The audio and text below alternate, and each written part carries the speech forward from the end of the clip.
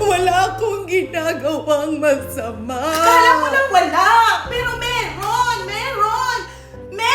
meron ka pang magagawa. May pag-asa pa tayong lahat. Meron pang pwedeng gawin at baka this time mas simple at mas madali siyang i-sustain. Kasi minsan, akala natin wala na dahil sa age, sa genes, dahil may PCOS ako, dahil ang hirap lang talaga. At dahil ilang beses na ako mag-diet, mag-exercise na sinubukan, pero hanggang ngayon, wala pa rin nangyayari. At hindi lang siya nag-work. Kaya eventually, napaisip ka na lang na, baka ganito na lang talaga ako.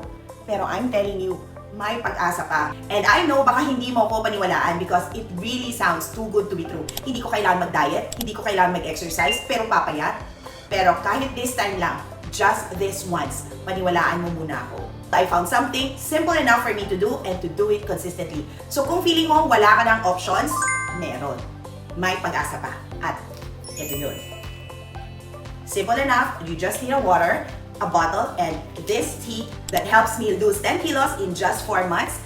Tapos, nag-improve pa lahat ng blood works ko kahit kain pa rin ako ng kain. And not only that, I also got more steady energy, hindi ako laging pagod at hindi ako laging naghahanap ng sweets at yung constant snacking ko nawala rin. So, if you want to know more about this, just comment, me too, and I'll share it with you. So, yun lang, share ko lang. Bye!